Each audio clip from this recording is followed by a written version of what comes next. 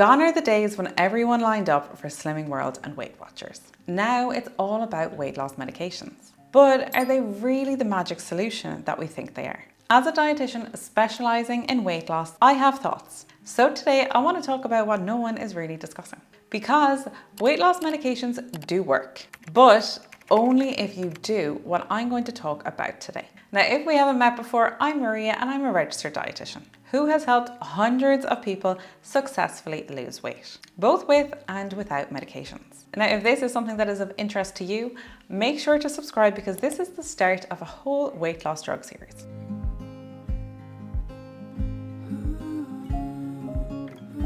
Now, some reports say that 1 in 8 Americans have used a GLP-1 medication. And by 2029, 18 million people in the US will be on one. Why?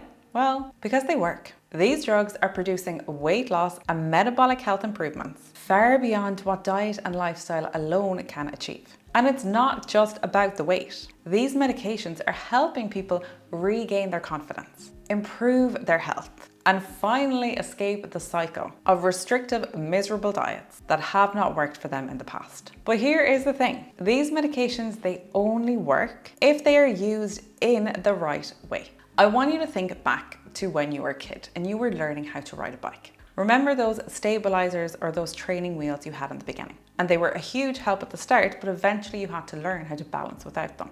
Well, that is exactly how I tell my clients to think about weight loss medications. They can really help support you in the beginning, but you still need to be practicing healthy habits so you're not completely reliant on them. They can give you stability at the start, but ideally at some point, you might like to be able to go on without them. So that's exactly how I tell my clients to approach them. They can be a tool, but they're not necessarily going to be a permanent fix. And let's be real, if you're considering a weight loss medication, there is a 99.9% chance that this is not your first weight loss rodeo. You have probably tried everything from Slimming World to low carb diets to ketogenic. You probably know more about commercial diet programs than I do.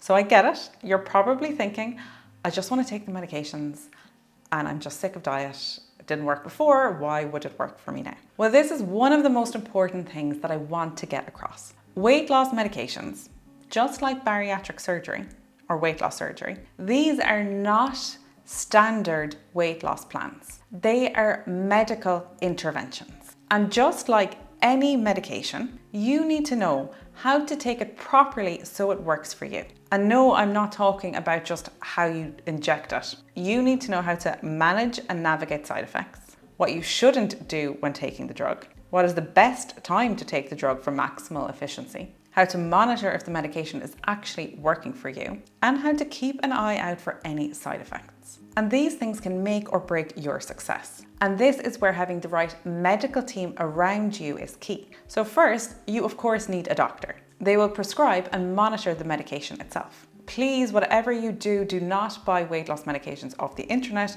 or go and attempt to do this whole intervention on your own. And second, you need a dietitian. A dietitian is not a nutritionist. We're not personal trainers and we're not Slimming World coaches. A dietitian is a trained healthcare professional and part of the medical team that will work with both you and your doctor. In my weight loss practice, I work closely with my clients and with their doctors as a team to support people on weight loss medications. If you have a good doctor, they have already referred you to a dietitian when starting out an intervention like this, because we will help monitor much more than just your weight. We will monitor blood results for any nutritional deficiencies. We monitor changes to body composition or alterations to your digestive system, depending on how it's functioning or maybe not functioning with these medications. And here is something that a lot of people don't know. Because a dietitian is a medical professional, you might be entitled to partial or even full reimbursement from your health insurance, depending on your plan. Now, I will plug my own services here because I do offer weight loss support both personally and with my team of other amazing registered dietitians where we provide online consultations. I'll leave it linked below if you're interested. But if you have a local dietitian near you, ask your doctor for a referral. Having the right support around you can make a huge difference. Now, since weight loss medications suppress appetite, they can lead to some serious nutritional challenges. And one big mistake that I see is not getting enough protein, leading to nutritional deficiencies. Now, many people will welcome this and they will just say, well, look, I'm not hungry. This is great. I have never felt like this before. I'm going to skip breakfast and now I might as well just skip lunch too. It's like freewheeling down the hill and they just want to maximize on these benefits that they're seeing. But you will get to the bottom of the hill and you will hit a wall and you will crash. Because what I see happening again and again with these weight loss medications is that people lose weight, but not necessarily losing fat. Because if you're not eating enough, and particularly if you're not eating enough protein, you're going to lose muscle tissue. And that's when you end up getting that saggy and gaunt look, especially when you lose weight quite quickly. And aside from aesthetics and this not looking ideal, this slows down your metabolism. And this will make weight regain way more likely if you do ever come off these medications. I also see a lot of unmanaged side effects: nausea, vomiting, and constipation. And if you don't learn how to control these can make life miserable. And it may even force you to stop taking the medication before you can reap the benefits. There's also nasty things like bad breath, poor skin, and hair loss. And these are all signs that you're not fueling your body properly.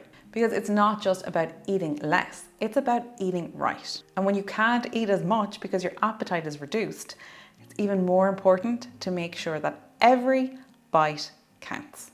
And this is why attention to nutrition remains critical. Eating less does not automatically mean that you're eating smart. Think of it like this. If you're only going to be able to eat a small amount of food, these food choices become even more important. And this is often the piece of the puzzle that will determine whether or not you have long-term success with these interventions. And call me biased, yes, very biased, but research shows that tailored nutrition plans with registered dietitians can aid in long-term weight maintenance and better health outcomes when using these drugs. So let's break down what you need to focus on. So number one, and something that is so crucial that many people don't realize, studies show that when people lose weight on these medications, more than 25% of the weight loss is not just fat. It's something called fat-free mass.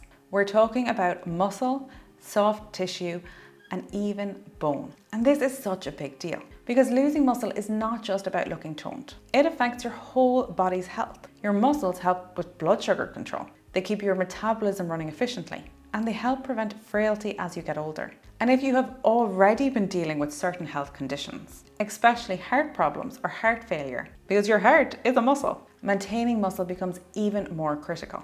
And you might be thinking, well, okay, I'll just eat more protein and then I'll be fine. But not exactly. It's still not that simple. Whilst protein is absolutely essential, there is more to the story. Your body needs two other key things to preserve muscle mass when losing weight. First, you need enough total calories. If you're not eating enough overall, your body will start breaking down that protein and using it for energy instead of using it to preserve that lean muscle tissue. Think of it like trying to build a wall. If you have all of the bricks, that's your protein, but you still need other materials, like your calories, to build the wall and to maintain muscle in this situation.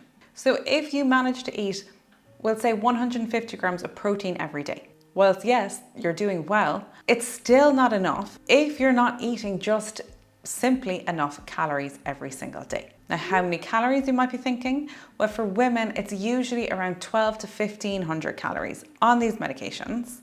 And for men, it's around 1500 to 800 calories. But again, it will differ slightly depending on you. Second, and this is a non-negotiable, but you need to be doing resistance training from day one.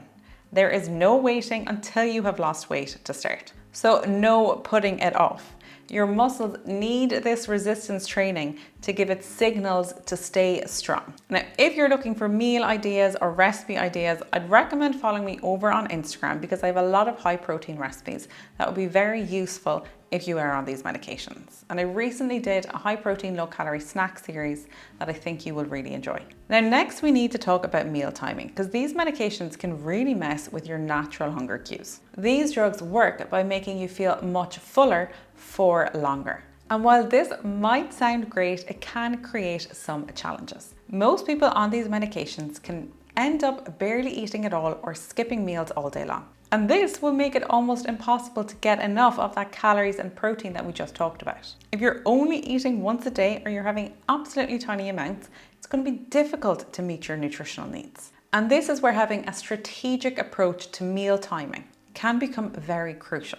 So instead of waiting to feel hungry, because that signal may not come, you need to create a structured eating schedule that works for your life. And this doesn't mean forcing yourself to eat huge meals. It's about finding ways to distribute small, nutrient-dense meals throughout your day in a way that's manageable. And this is another area where working with a dietitian becomes valuable, because they can help you develop a personalized meal timing strategy that can fit your schedule and your medication's side effects. And most importantly, fit your lifestyle. Because let's be real, the perfect meal timing schedule on paper means nothing if you can't fit it into your daily routine. And this might take some trial and error, because the way these medications affect appetite, they can vary from person to person, and they can even change as you progress with your treatment. Number 3 is nutrient density, because when you're eating less, making sure that every bite counts becomes even more important. Think of it like this. You have the same nutritional needs for things like calcium, vitamin D, and all your other vitamins and minerals. So now it's like fitting the same amount of groceries into a smaller shopping trolley. So you need to be even more strategic about what you're putting in there. And this is where the concept of nutrient density becomes your secret weapon. Nutritional density means choosing foods that pack the biggest nutritional punch per bite. If you're only going to be eating a small amount of food, you want to make sure that it is working overtime for your health needs. But where people often get tripped up is that being nutrient dense doesn't mean that you only need to eat superfood salads. It's about making smart swaps and additions to things that you're already eating. And yes, this does include finding ways to get in more protein like we talked about. Now, I want to actually pause here and let you know, to make things as easy as possible for you, I have made a free 5-day meal plan, as well as a shopping list and simple tips for managing side effects, all in a downloadable PDF, which I will leave linked in the description box down below for you. It goes through 5 days of eating with enough calories and enough protein to make sure that you're not going to run into any trouble when you're on these weight loss medications. So I've taken a lot of the guesswork out for you. Now, number 4, which is always overlooked, but is really important, is your hydration. What many people don't realize is that these medications, yes, they suppress your hunger signals, but they also suppress your thirst signals too. And this is a big deal, because dehydration isn't just about feeling thirsty. It actually can be a serious issue, and it can lead to things like kidney complications for you, because by the time that you feel thirsty, you are already dehydrated. So you need to be very proactive about managing your hydration. And this could mean things like setting specific times during the day to remember to drink your water. It could be finding ways to track your fluid intake that work for you. And I would advise to make sure that you drink between meals and not just with your food. And you want to be extra careful when it comes to hydration if you're in hot weather or if you're exercising. I live in Bermuda and I work in the hospital here. We get quite a few admissions of tourists over here enjoying the sun, also on things like Ozempic, and without realizing it, getting very dehydrated very quickly. So I want you to think about it like you would set an alarm to remember to take a medication. You might need to set an alarm to remember to drink enough fluid. Don't wait for your body to remind you. So yes, weight loss medications can work, and they can work excellently too, but only if you use them the right way. They are not magic pills, and they are definitely not a pass to just completely ignore diet and lifestyle change. So if you're thinking about starting one, or if you are already on one, make sure that you're also doing the things that set you up for long-term success. Now, if you liked this video, please give it a thumbs up, because it really does help support the channel. And make sure to subscribe, because I have another video coming soon about what to do in your first 30 days when on these medications. And this is just part of a whole big series where I'm going to be providing a lot of practical tips. And I'm here to help you too. If you have any questions or if there's anything you would like to learn more about, let me know in the comments below. Or just simply share your experiences and how you're getting on. I would love to hear. And if you want personalized support, I'll leave the links down below. But as always, thank you so much for watching. Stay happy and stay healthy, and I will see you again next week. Thanks for watching.